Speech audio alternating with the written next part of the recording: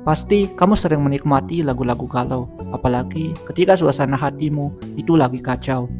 Ketika masalah yang datang padamu bertubi-tubi, itu membuatmu menjadi stres dan hatimu menjadi kacau. Akhirnya kamu mencari lagu galau. Tanpa disadari, lambat laun itu menjadi berbahaya. Di era sosial media seperti sekarang, itu kita tidak bisa ketinggalan yang namanya update status. Lagi galau, lagi senang, lagi sedih, dan bermacam-macam ekspresi. Kita pasti meluapkannya di sosial media. Apalagi 99% orang di dunia ini memiliki sosial media, apalagi Gen Z.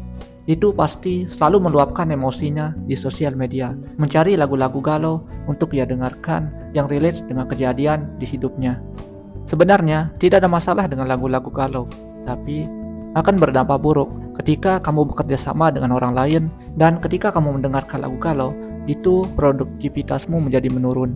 Banyak sekarang kita lihat di sosial media itu lagu-lagu galau, padahal kita tidak tahu siapa pencipta dari lagu tersebut. Dan karena keseringan mendengar lagu tersebut, kita menjadi hafal.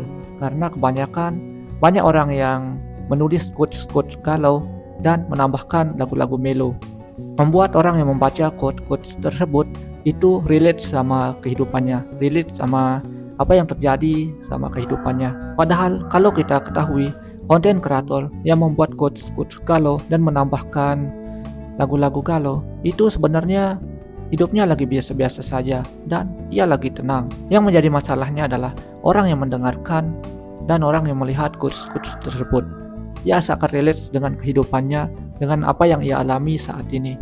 Terus ada pertanyaan, emang bang, kenapa dengan lagu galau? Apakah lagu galau itu salah?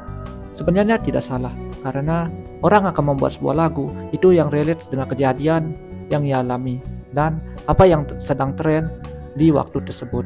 Jadi sekarang Gen Z yang berumur 17 sampai 27 tahun itu lagi masa perpindahan. Dan ya, itu nyambung sama lagu-lagu galau tersebut. Karena di dalam masa perpindahan tersebut, dia tidak mungkin berjalan dengan lurus. Karena ada saja rintangan yang terjadi dan ada saja yang membuat hatinya terluka. Sebenarnya kalau kita telusuri lagu tersebut, kalau dalam konteks sejarah, itu dibuat untuk ritual-ritual keagamaan. Beda dengan zaman sekarang. Lagu-lagu tersebut memiliki banyak genre, diantaranya genre pop, rock, hip hop, dan banyak lagi. Dan dari banyak genre tersebut, pasti kebanyakan membahas permasalahan cinta, kesedihan, dan banyak lagi. Yang juga menjadi masalahnya adalah, kalau dulu orang sedih itu tidak memamerkan kesedihannya di sosial media, malah menyembunyikannya.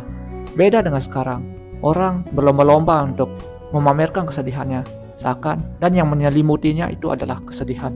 Bahkan mungkin kita tidak tahu apakah tujuannya untuk mendapatkan share, like, komen, dan sebagainya atau tidak. Kita tidak tahu. Atau ingin mendapat perhatian dari orang lain. Entahlah. Tapi dengan banyaknya kamu menelan quotes-quotes galau dan meromansa kesedihanmu, itu efeknya sangat berbahaya bagi kesehatan mentalmu. Karena dengan kamu meromansa kesedihanmu dengan quotes-quotes galau atau mendengarkan lagu galau, dan kalau kamu yang bekerja dengan orang lain, itu bisa membuat kerugian juga untuk orang lain. Karena ketika kamu galau, bukannya bersedih, merenungi, dan bagaimana caranya agar semangatmu kembali aktif, dan bagaimana caranya supaya hatimu menjadi lebih fresh, sebenarnya itu yang harus kamu lakukan supaya produktivitasmu tidak menurun. Bukannya malah meromansa kesedihan, itu malah membuatmu berlarut-larut dalam kesedihan. Aktivitasmu menjadi terganggu dan hari-harimu menjadi tidak menyenangkan. Jadi, apa yang harus kamu lakukan ketika kamu galau? Pertama, jangan meromansa kegalauanmu. Jangan menormalisasi kegalauanmu.